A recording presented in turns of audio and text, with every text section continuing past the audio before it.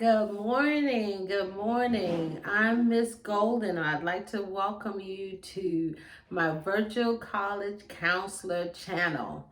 Thank you all for tuning in today. And remember, those of you who are watching, if you're in high school, make sure you share this with your friends, with your family members, and with your parents. And please, this channel is for parents as well as for the students, 9th through 12th graders. I want you here and I want your parents here because we're going to be going over some really good information that everyone can benefit from. When we talk about post-secondary education planning, you have to include your parents. And you would want to, and you should want to include your parents in on this as well so that they can know why you're making your decision and what it was based on, etc., etc. So I will really want to thank you for tuning in today. Today, we are going to be talking about the military. Yes, the military. We do have a lot of students who, after graduating from high school, they know they don't want to go to college. And some students, it's been in their family for generations and generations, military. Their military children and their fathers, their mother was in the military, their grandfather, grandmother was in the military, whatever have you. And they just want to continue on with that. And or some students, some parents, they give their students that option. They're like, college, work, or military, but you have to do something. So today we're going to be looking at military, and that is, that's sometimes that works really well for some people. If that's something that you think that you want to do, hey, more power to you. But some people are really successful that have gone that route, the military route. So we're going to start off with looking at the different branches, if that's something that you're interested in. There are recruiters out there. Hopefully we're going to have a video real soon where we're going to actually have a recruiter that can answer some questions that you may have pertaining to the military, whatever branch that you decide to go into. So today we're going to look at, let's look at the different branches. We're going to start off with the Army. We have the Navy. We have the Marines, Air Force, Coast Guard, the Army National Guard, Air National Guard, and also the Marine Corps. Okay, now these are the different branches of the military here in the United States, that is. All right, and with all these jobs, there are a lot of benefits, and there are some other dangerous components of the military. So today we're going to look at both, because if this is something that you're thinking about doing, you need to look at both angles. You need to look at the benefits as well as, the potential danger that's involved in being a part of the military. So here we go. Now let's take a look at some of the benefits of being a part of the military, whichever branch that you decide to go to. It doesn't matter whatever fits you. If you're into like the flying, if you feel like the Air Force is better, you like the water, the seas, whatever you want to do, the Navy or the Marines or whatever have you. That choice is up to you. But regardless of whatever branch you decide to go into, you definitely have to take an Asvab test, and we're going to talk about that too a little later in this video about the tests, the requirements that you're going to need if that's something that you decide you want to do. And parents, it's okay. If your child decides they want to be a part of the military, that's precious in itself, because you're doing the country good service by doing that. But you have to just know what you get into and make sure this is something that you know that you want to do. All right. Some of the benefits. Now we have the military offers a 30-day paid vacation per year. That's awesome.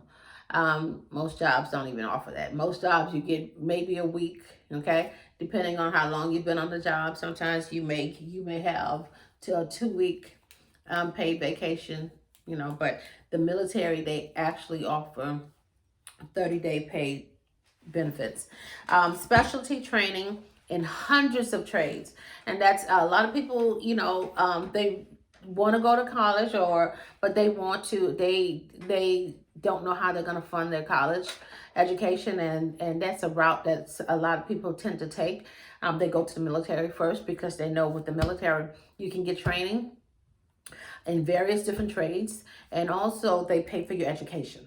So that's another plus. It's definitely a benefit for joining the military. Healthy dental life insurance coverage.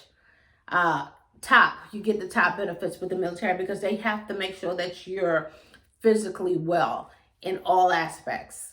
All aspects. So they do offer really good benefits, health benefits, dental benefits, vision benefits, all that's necessary. And you get top benefits with the military. Tax-free room and board. They provide you a place to stay. They provide you food, tax-free. All that's tax-free. Allowance while you're in the military, you get an allowance that goes straight to your account, or however you set that up. So you do get an allowance. Steady, predictable paychecks and bonuses. However they pay. I'm not sure how the military pays, but whether it be every 2 weeks, whether it be every month, or however they pay, you're going to get that steady income. So if you don't want to, fool with the job, the workforce, and you want something steady or reliable, and then you want to give back to your country, then that is a benefit that the military offers. Leadership opportunities. Okay, now there's a lot of ranking within the military itself, and even if you started off in college or you went to college and you got a degree and you decide, hey, I want to try the military, I want to give back to my country, it's something that I've always wanted to do, and you decided to go into the military. If you already have a degree or some college courses, you don't go straight into the military at the bottom. So there are different ranks within the military. So leadership opportunities are really big within the military as well. So that's another benefit. And travel opportunities. For example, I had my nephew, he is in the Navy currently, and he was stationed in Spain for a couple of years. He's been in Spain. Awesome experience. He had a wonderful experience out there, and you get to travel, and I'm sure he's getting ready to go different places as well. So you have people in the military, they travel all over the country, places that you probably never even thought about going. You'd have that opportunity to go and do some traveling while you're in the military. All right, now what to do? Let's look at what are some of the things you should do to prepare if you know that you want to join it, or if you just want to get some information about it. There's some things that you need to do to actually prepare yourself for the military. So if you're in the 9th grade, 10th grade, you can start looking into it now. And also I'm going to also point out, if this is something that you're really thinking about, even before you're a senior, 9th grade, 10th grade, 11th grade, that hey, I want to give the military a try and just see what that's all about. ROTC in the high schools. Excellent starting point, okay? It gives you that discipline that you need, and it gives you that preparation in addition to scholarships, etc. So you want to look into your ROTC program. So speak to whoever's in your school that's over. If you have an ROTC program, get in touch with the person that's over that program and get some information about that. And if you can be a part of that ROTC program, that's a great starting point, especially for those students who know this is what they want to do. If they want to start off with the military, then you want to go ahead and check out the ROTC program. Now, self-motivation, articulate your why, and be confident in knowing why you want to, if that's something that you want to do. If you know the military is the route you want to take, know your why. Know why you want to be a part of the military. Okay, motivate yourself. Be confident in knowing why you want to go, why you want to go to the military, why you want to go to whatever branch. Okay, and that's important. You need that self-motivation for that. Best fitness boot camp. Listen here.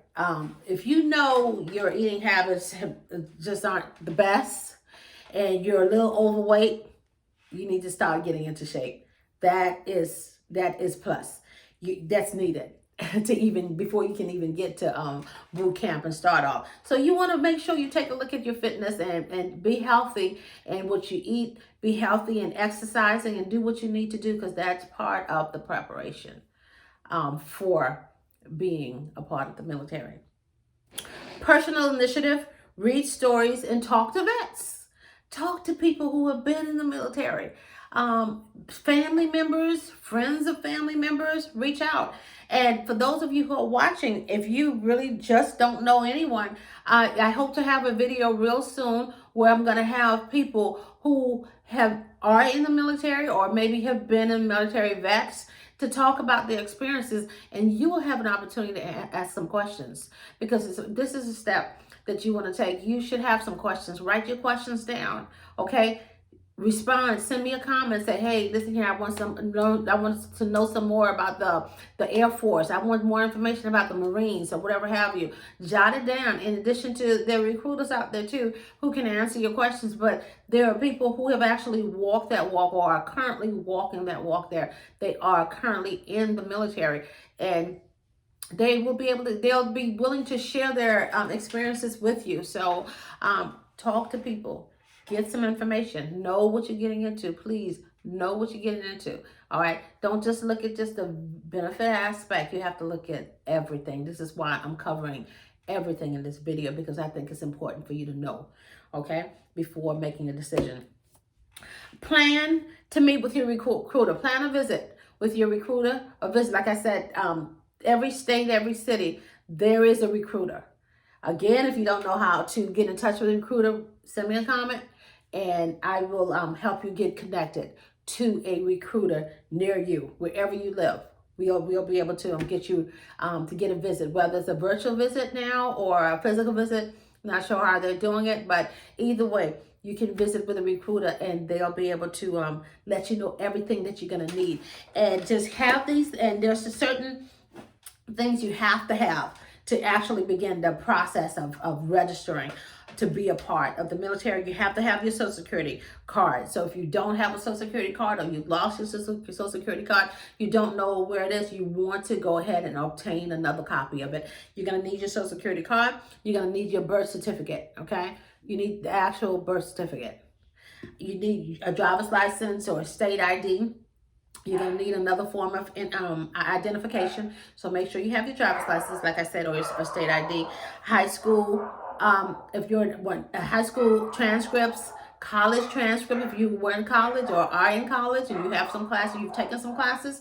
So you want to have your transcript with you. That's my dog in the background, so please disregard him, okay? Disregard him. I do apologize for that. All right, medical records. Again, you have to be of good health. They look at everything. They want to look at your health record. They want to know you're in good shape, you're healthy. That's important. That's an important part of being a part of the military. So you're going to have to get your health records from your physician. So make sure you have that. All right. Asvab, we talked about that. I briefly mentioned that a few minutes ago. But Asvab, you're going to have to take the Asvab. So you're going to have to make a certain score. Okay, that is the standardized test. And the Asvab stands for Armed Services Vocational Aptitude Battery Test. It's the standardized test that you have to take. And yeah, you have to have a certain score, all right, on that test. So you can take practice Asvab test. You can go online and download the practice Asvab test, but you will have to take and get a certain score on the Asvab. Okay. Best behavior. So if you're in the 9th grade, you have to be aware of how you conduct yourself. It's important. I know students that's leaving middle school, getting into 9th grade, they're like, hey, I'm just starting out. It matters. It matters. Your behavior matters. It follows you. Okay? Start practicing now. If you're in the 9th grade, start practicing now. Okay? Staying out of trouble. Yeah, you don't want a police record following you, because it will affect a lot of decisions that you're going to be making in the future. It will follow you and it will affect those decisions. So best behavior, good order, good discipline. Okay, if you have a tendency of talking back or just being rude, you have to do a self-check, because first of all, it's not going to work. It's not going to fly in the military. It's definitely not going to fly in the military. So your behavior matters. What you do now matters. Okay, so think twice before making certain decisions, because like I said, your decision tends to follow you and affect, your future plans. So very important. A higher disciplinary begins at boot camp. Okay, and this is the basic training, learning to be a leader. Important factors of learning to lead.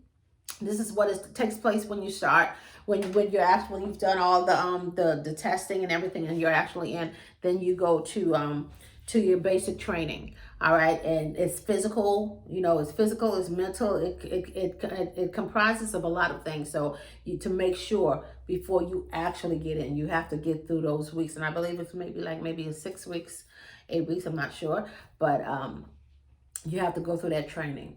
And again, like I said, mentally, physically, you have to be sound and ready to go to be selected. All right, you get to see the world, of course. And the change is forever development and self-reliance and relationship that usually lasts a lifetime. Once you're in there, because let me tell you, you're with a group of people after you're done with your training, your boot camp, your basic training, and you're with a group of people that probably you're with that same group of people and seen a lot with training and learning and whatever it is that you do in the military. So you're with that group of people and you begin to form a brotherhood, a sisterhood, just a strong bond with these people. So yeah, you're building a lot of relationships. Okay, there's some people that you're going to be very close to in the military, because you've probably going to go through a lot of things with those same group of people. So there's a bond that's going to be established. So and it could be it says it usually lasts a lifetime, and even some traumatic events that you may have to encounter in the military, because if you have to go to war, you're going to experience some things. And that's another thing you need to look at. If you're going in the military, there's a great chance that, if the country goes into war, that's the whole purpose of being in the military. Sometimes we get caught up in the benefits and we don't look at the whole picture. But we're going to make sure that you get all of the information, because it's necessary. You need to have all of the information to make a sound decision pertaining what you want to do. It's that important. That important. Regardless whether it's college, like I said, military, working, whatever, you have to have sound decision. You need to know what you're getting into. If you're going to college, you need to know about the student loans and everything else. If you go into the military, you need to know that there's a chance that you may have to go into war. If the country goes into war, you're gonna have to fight. So it's not just the education and all the traveling. There's more to it. So, we just want to keep you informed. Again, if you have questions, send your questions. We're going to have people, guest speakers to come in, and actually they'll be able to respond to your specific questions pertaining to, well, in this case, military. Now, let's take a look at 10 of the most dangerous positions in the military. And this is not to scare anyone. Again, this is information that you need to know, okay, before making a decision. We're talking about your life here. Regardless of what you decide to do with it, know what you're getting into. Just know what you're getting into. Now, the number one that's on the list is a pararescue. All right, now with this, these are jumpers. They're called ambulance service, They fly, climb, and march to battlefields. Catastrophic weather and disaster zones to save wounded and isolated people during emergencies. So not only just wars, okay, that you have to, any type of emergency, say if there's an earthquake or whatever, the militaries are sometimes called on, and they have to go to the forefront and help rescue people, help save people, and just like they jump, fly, whatever it takes to get to the people and to help out. That's what you'd have to do. Number 2 on the list is special operations. Now, this involves the Navy SEALs, the Army Green Berets, AF combat controllers, and other risky missions. All right, these are trained allied forces. They hunt the enemy leaders against the worst of America's adversaries. The challenges, missions results in a lot of casualties. And this is the special operations. Third on the list is explosive ordnance disposal. Okay, yeah. So this is actual positions within the military, and with this position, the bomb squad. This is the bomb squad for the military. So this is the bomb squad. So you have to know, to how to detect a bomb, how to dismantle a bomb, and anything can happen during that process. The fourth one is infantry. Okay, this is the most dangerous search out and search out and destroy the enemy and respond to calls for help. Other units. So with the infantry, if other unit is in danger, they call on them, and they have to come to that danger and try to help out. However, they need to help out. All right. Cavalry. This is security mission. They deal with security missions. They serve as assistant to the infantry soldiers when there's a shortage. So if there's a shortage, they have to step in and help out. So and they're trained, of course, to come in and do whatever needs to be done. They fight when vastly outnumbered. So yeah. So whoever they're fighting against, they can be outnumbered, but they're sent out, and they have to go and do whatever needs to be done. All right. And then we have the number 6 on the list is combat engineers. All right. This is dangerous construction.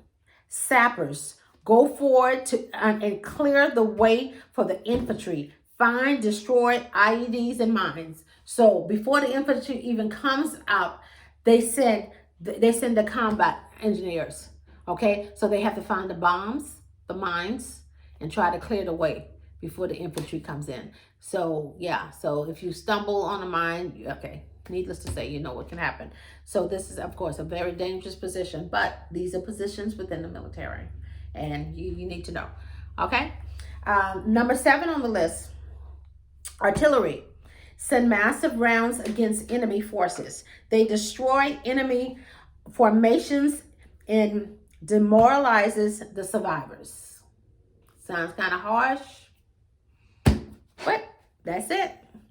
Number 8, medical, and they have to render aid while under fire. So with with that position, you're trying to help save wounded soldiers or whatever have you, but you're still under fire while trying to do that. So that takes, mentally, physically, it involves a lot. Vehicle transportation. Okay, so you have soldiers that are assigned to vehicle transportation, and that's rise of IED threat, because you're driving, you don't know what you're driving into. There could be mines, spread it out, for you, and there's a lot of explosions, that I'm sure takes place, and that's the danger that they face, being the vehicle transporters. That's the danger that they face, because you can drive right onto a mine or IED, whatever have you, or your vehicle could be wired. So, and number 10, aviation. Crews and pilots are targets of enemy fire. Okay, so if you're you're in the helicopter or whatever, you're a target. You're an automatic target because they just want to destroy that whole helicopter. The enemy just wants to destroy it, you know. So, but of course, you're trained, you know, to how to dodge all that and whatever have you. But that is a danger. And oh, actually, there's 11. There's 11. I have one more. Artillery observers, and they find enemy positions and call down artillery strikes to destroy them. The enemy knows to take them out as quickly as possible since they are usually carrying radios. So these officers, you know, I guess they have the radios and they're, you know, communicating with, you know, the other sergeants or whoever have you, and letting them know what's going on with, you know, what they see, what they observe, whatever, etc. So in the military, the other enemies per se, they are trained to take these people out first because they have the radios and because they're the one that's transmitting, you know, information to, you know, to their leaders. So if they cut them off first, then there's no information that will be transmitted. So that when in war or whatever have you, the enemies know to try to take them out first, and they're called the artillery observers.